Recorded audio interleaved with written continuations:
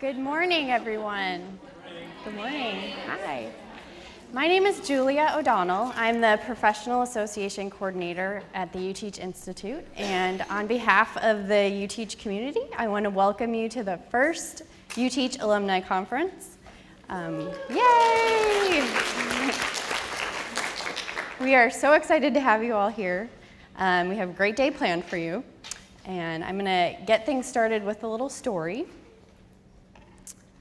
It starts way back in 1997 when a new idea about how to prepare science and math majors to become secondary teachers came to life at the University of Texas at Austin. It began with just 2 students who graduated in the spring of 2000, and then the number of students who graduated started to grow. Slowly at first, there were 33, 40, 65, and then the numbers kind of steadied off around 75 and kept going. And now, as of spring 2014, there are 878 graduates from UTeach at UT Austin alone. Yeah.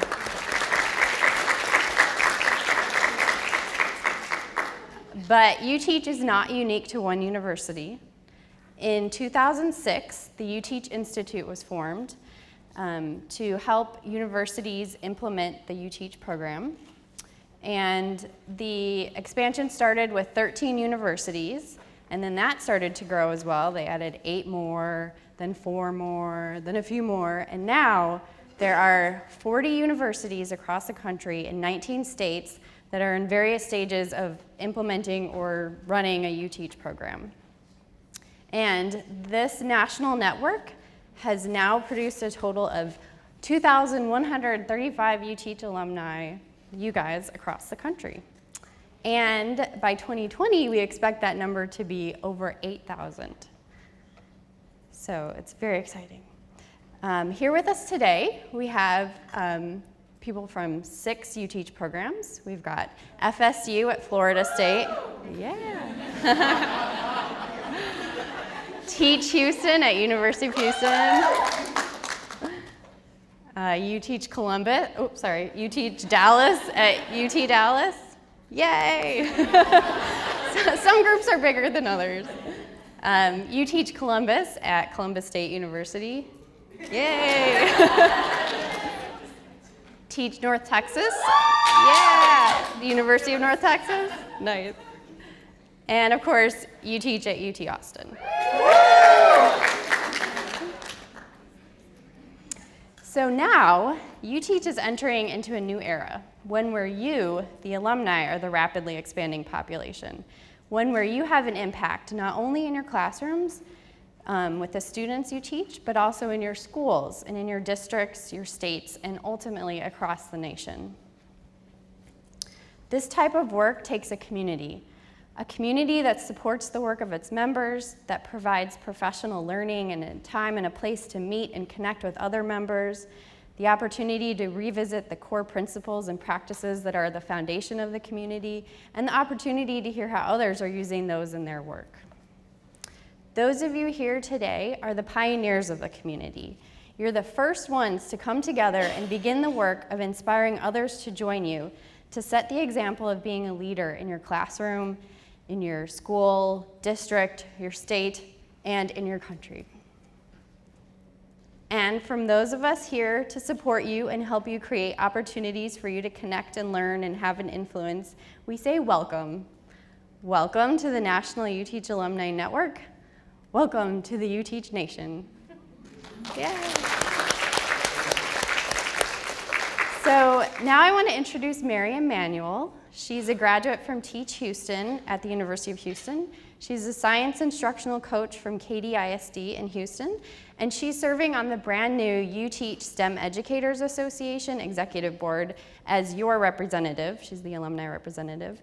And I'll let her talk a little bit about her role and the association, what it has planned for you. Miriam. Thank you, Julia. All right, hi everyone. So I just wanted to briefly introduce to you guys what the STEM Educators Association is. It's designed with the mission to develop STEM literacy for all students, and through innovative and excellent techniques, and also our goals throughout this are to create a community. Now that we've expanded through all these different universities, and you guys are coming from different places as well, we wanted to create something where we can have more of a networking-based site for our alumni, and as well as to continue to improve the UTeach curriculum model. We've all gone through it, the 5E model, but so much work's been done since then.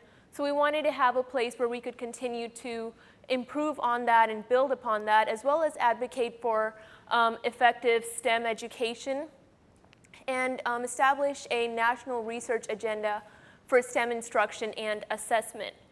So my role as an alumni is to basically provide a voice for all of you to continue to look out for our interests, to look out for what our needs as alumni are, because we're prepared in this great program, but then we're sent out there into these schools, and there's a gap. I mean, I'm sure you've already witnessed it. What you've seen, what you've been told when you're at the universities, isn't always what you're hearing when you go out into your schools. And so suddenly you start to feel alone. You were surrounded by people who shared your educational philosophy, and now sometimes you're at schools where people don't know what the 5E is. People don't necessarily know how to define engagement, or the people even assessing your classes don't know what engagement looks like, and that's hard. And so we wanted to create something in that we could all come together and find a way to continue to support, so that it doesn't just end when you graduate. It continues even after you're in the classroom and you're teaching, because really that's when you find out what you truly need. While you're in school, you're learning about things and you're like, oh, this is great, someday I'll use this is nice, someday I'll use this too. Then you get in the classroom and you're like, oh, but this is really what I want someone to tell me. This is where I really need training. So our goals include providing professional development as well. This is a start. Of course, we're having this is our first year. We're going to have another alumni conference next year as well. But we're also going to start a national leadership program, and there's going to be a website that I'm really excited about, because what that website's going to allow is for us to communicate with each other. It's not always possible for us to have an event where we all come from different states and get a chance to see each other and talk to each other. So we've got to have something where we can share our resources with one another and still communicate with each other. And there's also going to be a job board there as well, because a lot of times we have alumni who are moving, who are relocating to different states, and one of the things you want to think about is, well, I'm a UTeach graduate, and that means that I've got a base in a lot of places around the nation. So where's a good place for me to apply? Where are other places that UTeach graduates are also teaching at, which might be a good place for me to work as well. So we're going to include that, and those are just some of the upcoming things. So the STEM Education Association is still very much, in its first stages. We're developing a lot of things, what the membership's going to look like, what it's all going to include. But one thing that I wanted to share with you guys is that you're already members. So alumni get automatic membership into this, and we're going to release more information as time comes about what that membership's going to entail. What I've shared with you today about the networking and sharing resources, that's just some of it, including the professional development. But there's more to come, so I look forward to communicating with you guys about that. And if there's anything that you would like to share with me with regards to this association, just find me at some point. I'll share my contact information, and we can communicate that way as well. Thank you. Thank you, and I want to introduce Carrie Culpepper. I'm a little nervous, okay? I want to introduce Carrie Culpepper, who is our Professional Development Manager. Thank you. Well, good morning again. It's so great to see you here, and I'm glad to have met some of you last night and reconnect with people that I've met before. There's people from China here that I actually worked with when she was a student teacher in Manor ISD, so that's pretty cool to see her. And everyone else, I'm so excited to meet you as well. As the professional development manager, we really want to make sure that, first of all, we had kind of two goals. One was bring you guys together, start this community. Hopefully it will expand over the coming years. You guys are the pioneers of that. So that's exciting, but also take this time to develop yourself as an educator and provide you some professional learning. And it's the best type of professional learning because it's done by the alumni. So these are people that are in the same types of classrooms that you are. They experience a lot of the same struggles and hopefully successes, and so you guys can learn from each other in that aspect. And so we had a program committee put all that together, and we'll talk more about those people and how you can be involved, but I'm really excited about the day you have to grow as an educator and make those connections with your fellow alumni. So, a couple of things. You will earn professional development credit for today's session. It is 7 hours. If you are from a state or somewhere that you need 8 hours going into the school year to get a comp day, just let me know. We can make it 8 hours as well, especially if you came to the reception. But we'll go with the standard around here, which is 7 hours for a day. You will get a certificate on your way out that has your credit hours on there. We are going to ask that in exchange for that, you help us out and fill out an evaluation. It's in your folder if you've already looked through there. Feel free to do that as you go through the day a little bit if it applies. But at the very end, where we're back here in the closing session, we'll take a minute for you to finish it. And then as you move outside to leave, we'll have a place for you to change that for your certificate. So you will earn those hours today. Another thing we want to do, going along the same lines of meeting each other, and we do have some eager people who've already started the scavenger hunt. No calling out Mark Townsend. If you have not seen that, it is also in your folder. It's got a bunch of squares on it. And the purpose of this, it's just a little fun activity to kind of get you talking to people. It's got interesting descriptions on it. It also has things that are relevant, like who's a math teacher, who's a science teacher. So you can kind of help each other get these filled out. Wait till we get going today. I see papers already being exchanged. That's okay. The one thing with this is you can only sign one square for one person. So you can't say, oh, well, I'm this, this, this, and this, and sign someone's paper 5 times.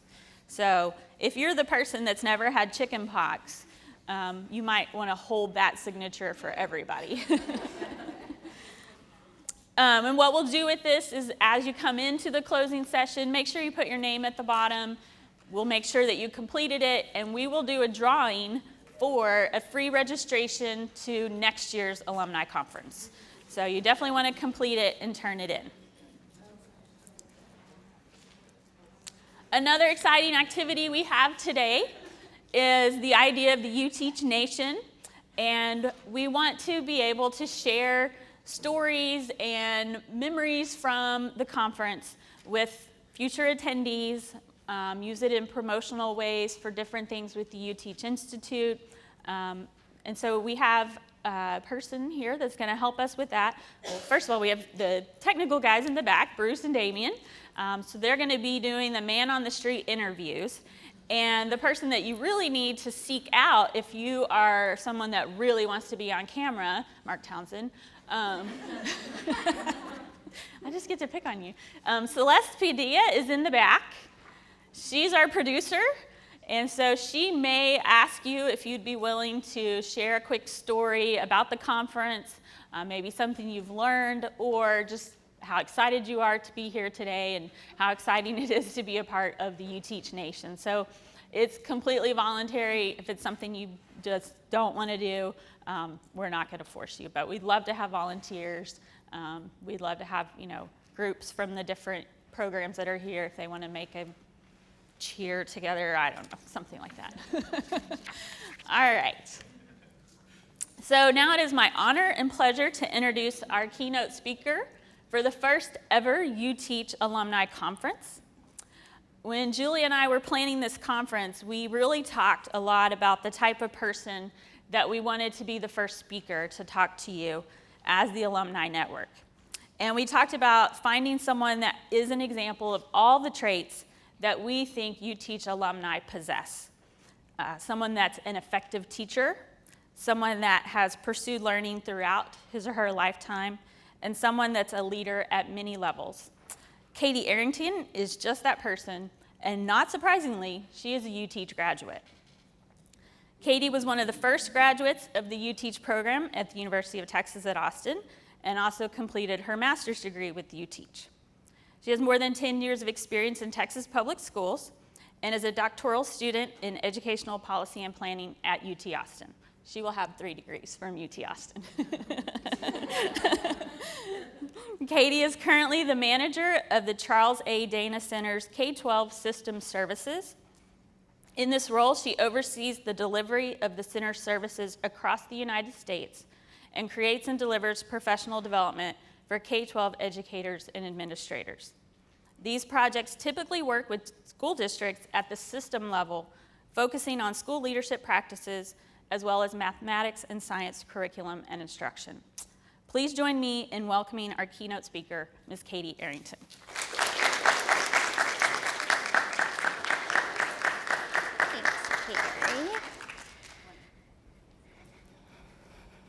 Thank you guys so much. I'm so excited to be here.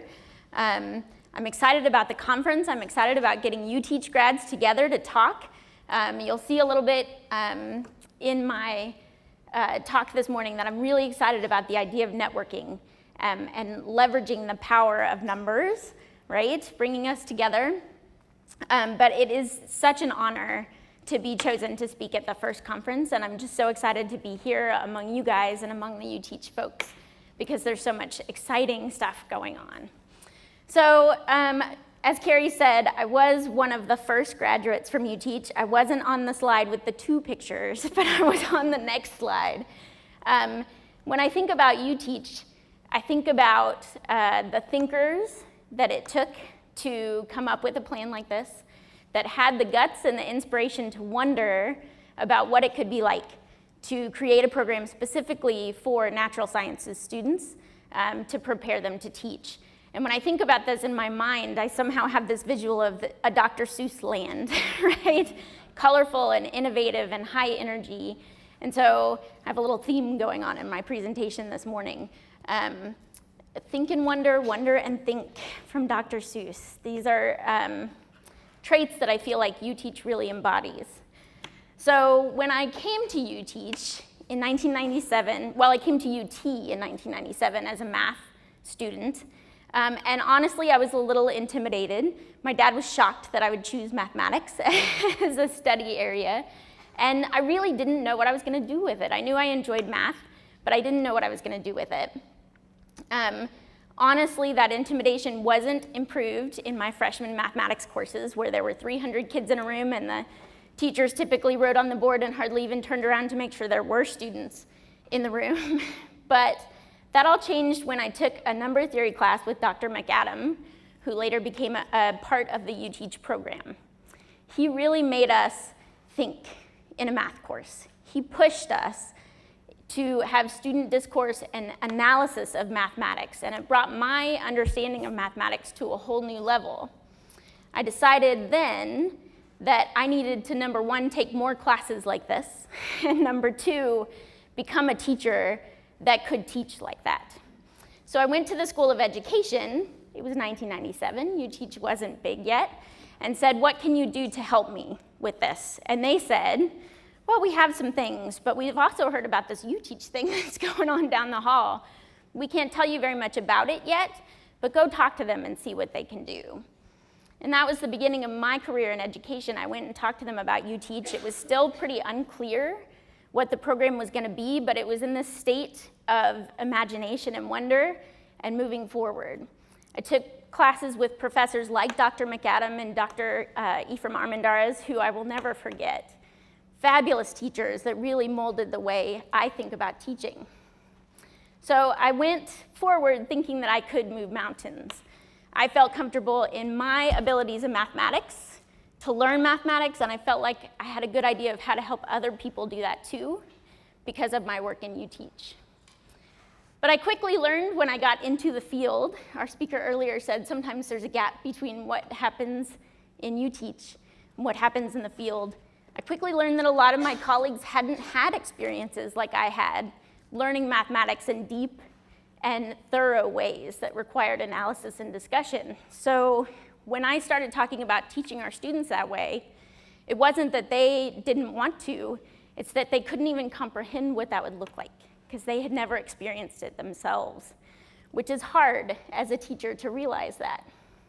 So I really made this frame of mind that what we want to do is teach people how to learn more than teach people what to know, right? These ideas that Dr. Armendariz and Dr. McAdams and many others instilled in me was what I put forward.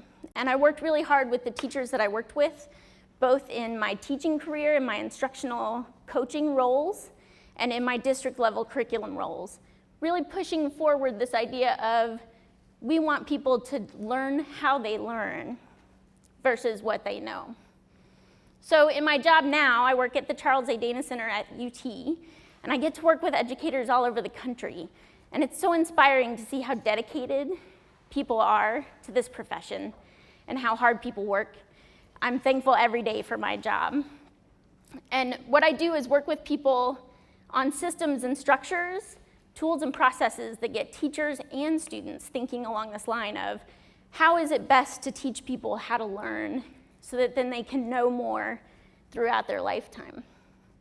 I also meet a lot of people in my work on airplanes and in restaurants that like to talk about the state of education. Where are we today? I hear a lot of negative comments, and it upsets me a little bit because I know how hard everybody's working. So I talk with them a lot about there are some things that are broken in the system, but we're doing a lot of good. So I find these little research points interesting, that when we ask educators how we're doing, we get some mixed reviews. So thinking about the state of education today, this was a report that came out in 2012. When we ask high school folks and college level folks, are our students well or very well prepared for college level work? Look at the discrepancy here. About 90%, and that stays pretty consistent across the years, about 90% of high school educators say yes, we're preparing them well or very well, and only about 26% of college level folks agree. Is that interesting? What do you think the slide would look like if this was about middle school and high school folks talking about whether kids come out of middle school prepared? It would be the same. Same thing for elementary to middle, same thing for home, right? Pre-K and K stuff into elementary. And don't you worry, it goes in the other direction too. Just this year, there was a study published that said 96% of chief academic officers at higher ed institutions think that they're preparing students well for the workforce, but only 11% of employers agree. So what this tells me is that the question we're asking about whether or not our kids are prepared when they come out of different levels of our education system is a more complicated question than it sounds like. What does it mean to be prepared? If we all had the same expectations, I guarantee you there wouldn't be 96% and 11%, right? The question is complicated. But I'd like to say that the answer might be pretty simple as far as are our kids prepared when they come out of education. So who in here has seen a report about the PISA test or the TIMSS test or any of those internationally benchmarked studies where the US is not as high as we would like the US to be? Okay, all right, so yeah, we hear about that all the time. I'm not gonna show you that picture because you guys have seen it. I saw lots of hands when I asked that. I am gonna show you some data though. I'm just gonna show it to you in a way you might not have seen it before. So this shows, based on child poverty rate after taxes and transfers, what the PISA score was for our groups of students. So it doesn't look at the US as one big chunk. It breaks the US down into pieces based on basically socioeconomic status. The orange dots are the US. There's one that's a little mixed up with a blue dot right here in the middle. But look at that one up there. all the way at the top, when we have 0 to 10% low SES students involved in a population, look at how great we're doing. I'm not supposed to say this, we're kicking butt, right? Look at that. And when we have between 10 and 25%, we're still doing really well. We're up there with Switzerland and Germany, all these countries that we hear about that do such an amazing job. Our education system is working, but it's not working for all kids. And that is an issue, right? That is an issue. Look at these yellow dots down here. Once we get up to more than 50% low SES, we're in trouble. Our system is not working. So I think the answer is, it is working for some kids, right? The answer to that question. It's working, but only for some kids. We see a lot of data based on socioeconomic status and minority status, but this also shows another interesting layer of inequity. Now, these are all just low-income students, so we're keeping that constant. Look at the difference. Can you guys read these little tiny state names? Look at the difference between how kids, low SES kids in Massachusetts perform versus Alabama. A huge difference. So it's not just SES status. It's not just minority status. It's a huge difference. By the way, I know there's several of you in here from Texas. Texas is over here, which is kind of nice to know, right? We're doing okay. But it just shows that there are inequities in this system that are really important to address. This is an issue. Our system is working, but not for all kids. So I want to give you a little peek at why this might become even more important than it ever has been before. There's two things that are coming down the pike at us that are going to change the way we talk about education, the way we talk about especially secondary education, that I think are really important to note when we're talking about this inequity in the system. There has been a change recently, and it's a subtle change, but a big one, in what a high school diploma means. What does a high school diploma mean? If you had a high school diploma before, what it meant was you finished everything that you were supposed to do to get a high school diploma. You did your credits, you did what you were supposed to do. And now what it means is something subtly different, but it makes a big difference in how we look at students. We're now defining, states have now defined a high school diploma to mean ready for post-secondary success. That's a big difference. Seems subtle, right? But it's a big difference. 50 states have put into place college and career readiness standards that weren't in place before. 20 of those states have aligned their graduation requirements to those college and career ready standards and aligned their tests to the college and career ready standards. It's going to change the way we look at students because it's not going to be, do they have a high school diploma or not? It's going to be, are they college and career ready or not? Which is a big difference. The other thing that's going to sandwich this and put a cap on the other end is how higher ed institutions get their funding. In 30 states across the country, and that number is growing more and more every day, higher ed institutions states are changing the way higher ed institutions are funded, and they're switching from enrollment-based funding to completion-based funding. So higher ed institutions are only going to get funding for students who complete their course of study. So at the same time that in high school we're switching gears to this idea of are they ready for college and careers, higher ed institutions are switching gears to we're only really going to be interested in kids that we know are going to finish. And these two things are going to come together and sandwich this group of kids in between that we're not serving very well in our system. So more important than ever before, we've got to take a look at how our system is serving those lower end kids on low SES and minority groups, and in those states that we saw are served not as well as others. So what are we going to do about this? Right? We can't just sit back and say, oh gosh, the system's broken. Somebody's got to care, somebody's got to be aware, and somebody's got to take steps to move forward and make this system work for all kids. we need to take, and I mean we, us in this room, UTeach Nation, right? We are prepared to do some of this work. We in this room have to take on more leadership roles. And so I say that we need to take on more leadership roles. What does that mean, right? What does that mean to be in a leadership role? Well, there are formal leadership roles, certainly. Administrators, coaches, curriculum directors of districts.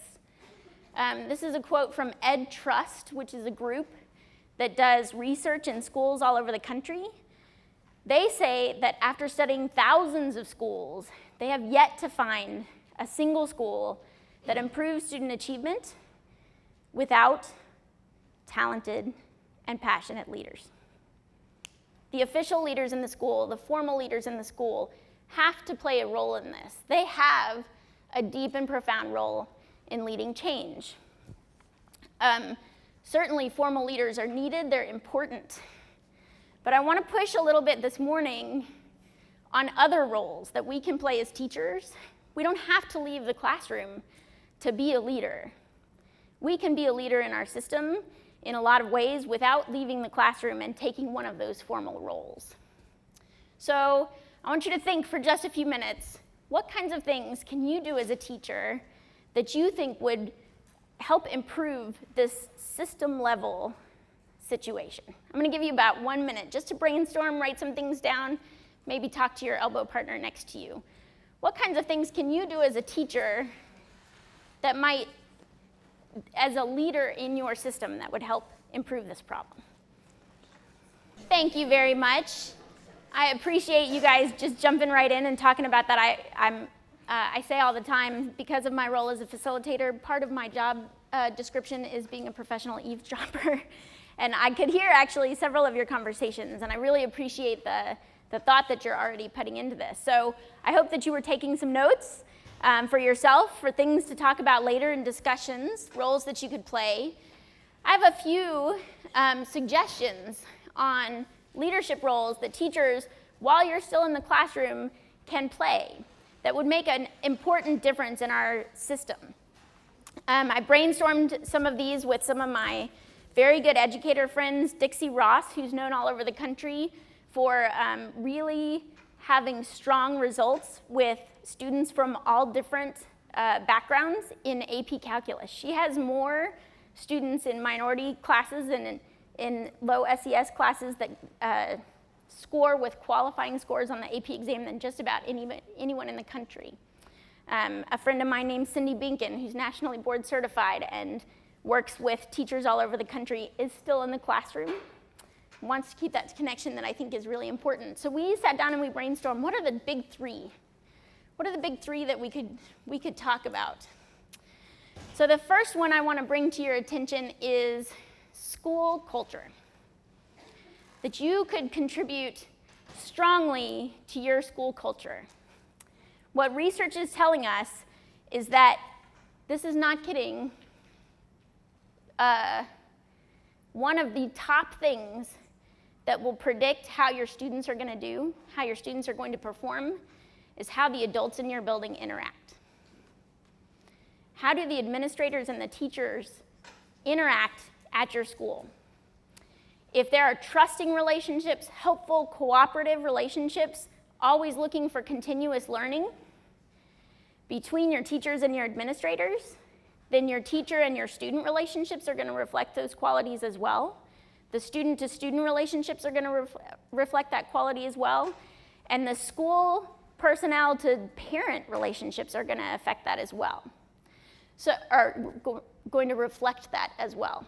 So the nature of the relationships among the adults within a school has a huge impact on student achievement, which may be a little bit of a stretch. Normally when we talk about culture, we talk about classroom culture, right? How do we interact with the students? We don't want to forget about that, but we do want to pay some attention to the adults in the building. How are they working together? How are they getting along? What does it look like for them to be in that building and working as a team to get things done? So as a teacher, you can play a huge part in that school culture and not just be a part of it, but be a leader and make sure that it's a focus on your campus of being a really strong learning culture for all of the adults in the building.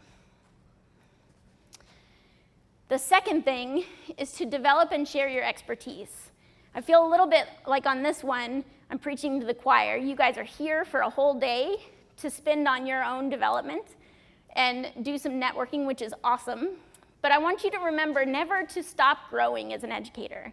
There's not a day that goes by that I don't think, gosh, I need to learn some more about this, right? Never stop growing. You're never going to be perfect. You're never going to be where you need to be. But there's never a better time to share your expertise either, okay? Everyone has expertise.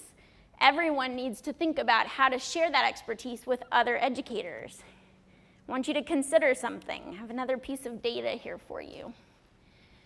This is about 30 years, which, by the way, I keep going, oh my God, 1986 was 30 years ago. Okay, breathing a little bit. This shows the years of teaching experience within the demographics of teaching. Look at 1986. We only had about 8% of our teaching force with less than 5 years of experience. 8%. In 2011, it was more than triple that. 26% of our teachers have less than 5 years experience. Whereas in 1986, we had more than 50% with over 15 years of experience. We now have over 15% with less than 9 or less years of experience. Professional development cannot stay the same as it was in 1986. We cannot keep with the status quo of we do a week before school starts, and then one day when we come back for second semester, right? We've got to move on to some more upbeat, ongoing, on-the-job kinds of training. So when I say share your expertise, I mean share it all the time, right? Share it regularly. Offer to do PD in small groups at your school. Maybe that's part of your culture. Once a month, somebody from the school does a PD, right? Share it at conferences, local, state, national, it doesn't matter. You may not be perfect, but you definitely have some things to share. And if we don't have this ongoing conversation about how to get better, we're going to be in tough shape. The last thing I'm going to really push on, number 3, definitely not the least important, is to join and participate in professional organizations. Notice I didn't just say join, participate in professional organizations. Professional organizations will benefit you. You will get newsletters and journals with recent and relevant information to your job. You will get professional development opportunities and networking opportunities. You even get insurance and legal coverage, right? So these professional organizations will benefit you. But I also want you to think about the flip side and where the teacher voice comes into the decisions that are being made in the changing stages of education right now. Things are changing fast. Policymakers are all up in education's business, right? They don't call a school and say, hey, can I talk to some random middle school teacher when they want to make a decision about middle school. They go to organizations that represent teachers. And if you are not joining and being an active participant in that, then your voice is lost. Your voice is not heard. When I was doing a little bit of research for this, I looked up NCTM. Do you guys know what that is? National Council for Teachers of Mathematics. Now remember the slide I just showed you about how many teachers we have with between 0 and 9 years of experience? The average age of a member at NCTM right now is 56. That whole chunk of teacher voices is not being heard through NCTM. So when people call and say, hey, NCTM, what should we do? How should we handle this? They're hearing some great voices, don't get me wrong. The people at NCTM are great, but the leaders of tomorrow that are in that 1 to 9 are not being heard and are not in that conversation. So I encourage you strongly to join your professional organizations for the benefits that come to you, but also for the benefits of the profession if they get to hear your voice. Last little Dr. Seuss quote to go with that there. We need your voice. We need the opinions of the future leaders, and that's you guys here. So there's three things. There's three things I would like you to focus on leaving today, thinking about as you're going through your day today. Thinking about you and your classroom, but also the bigger system, the bigger education system, and how you can move mountains within that system.